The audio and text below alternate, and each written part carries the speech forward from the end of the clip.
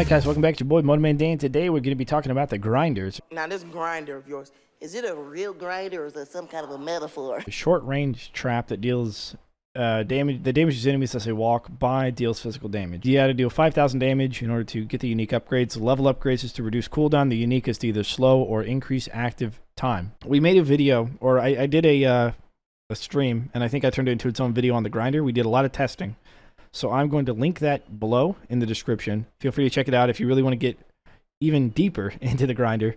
I'll link that below so you can see the kind of testing that we did. But we are going to go over what we found to be the case. But if you have a hard time kind of following along, I'd recommend watching that video as far as like what the grinder actually does and what we figured out about it.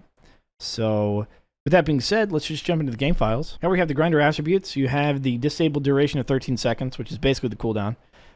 Primary damage is 50. Then you have the give chance of 1, which is just like to spew out orc parts. The give chance doesn't, as far as I know, doesn't do anything.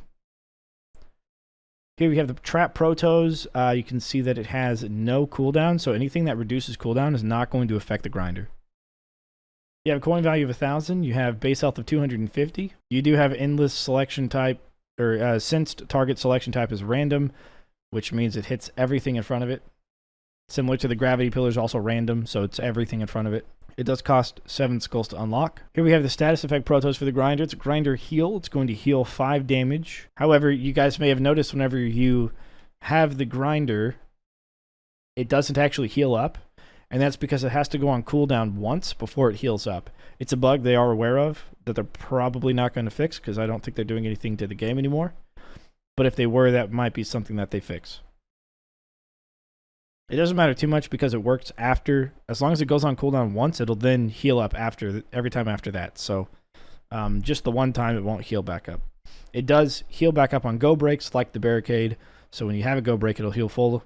But or you could also sell it and replace it, and that'll get it full as well.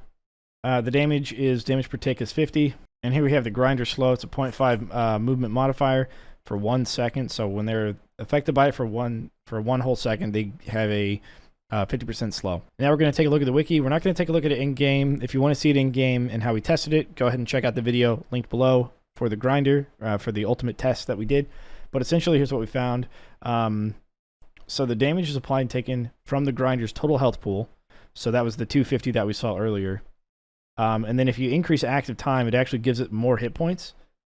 So it's doing 50 damage per second, meaning it can, and it's got a 250 health pool, right? 50 damage per second, 250 health pool, which means it can be active for 5 total seconds. But not necessarily, because it does 12.5 damage, which is in ticks of 1/4 of a second. So you can end up with somewhere less. Now it does round. It rounds up. So if only one enemy runs in front of it, like a kobold, let's say a kobold runs in front of it, it does 13 damage to it if there's no other enemies that run in front of it. So it'll round up, doing 13 damage, taking 13 off of the health pool.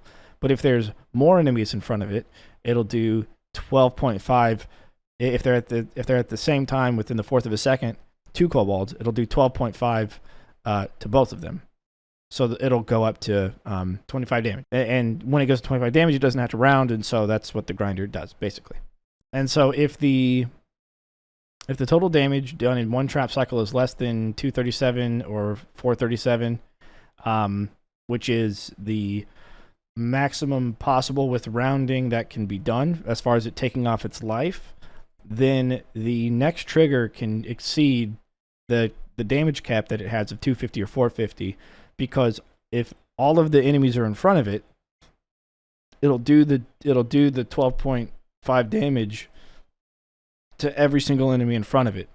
So if you have 100 enemies in front of it, then you're going to be doing 1,250 damage over whatever the cap of the grinder actually is.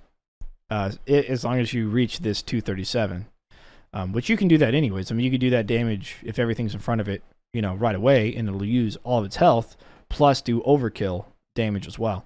So theoretically, the grinder can do more than anything else. It's technically infinite damage. it just depends on how many enemies are in front of it. So it can definitely do that overkill, but it also gets eaten up really quick whenever you have like armored ogres and such that are in front of it. It could definitely get eaten up pretty quick. So, but yeah, if you want to see us do the testing for that, go ahead and check out the video. It's pretty cool. You know, we did a lot of trial and error with it. So there's that. And then here's the reduced cooldown. Isn't really a cooldown. It's a disabled duration is what it reduces. It doesn't actually reduce cooldown. From 13 seconds, and goes down to 12, 11, and 10. And then like I said here, you have 50% slow, but it's only for enemies that it hits. Again, you can hit every enemy in front of it. For each quarter of a second, it'll hit enemies in front of it. So it'll slow them down by 50%. That adds an extra combo point if you want to go combos. If not, you can give it, you know, more hit points to be able to run through. So it's a bit overkill for runners, but a lot of things are. Brimstone's overkill for runners as well.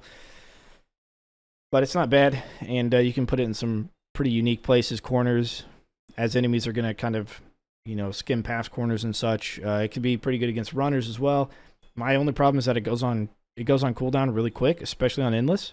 And it's one of the worst things to use on endless because as it goes on cooldown, enemies can run past it, and it's got 10 seconds to come off, and it can instantly go on cooldown. 10 seconds to come off, but you use it for the small guys. You know, that's what you want it for, is to just sprinkle damage across, but it doesn't do that. If it was constantly active, or if it was like active for, you know, for 5 seconds and then went inactive, and it just sprinkled damage, even if it was like 5 damage to everything in front of it, and it was active for 5 seconds and deactive for 10 seconds, you know, so it's constantly doing damage in an area, but only for a duration, that would have been better than what it does right now, because it'll instantly go on cooldown, and then you have to wait 10 seconds before you get it back up to actually do what you need it to do, and an ogre might walk in front of it and just put it back on cooldown.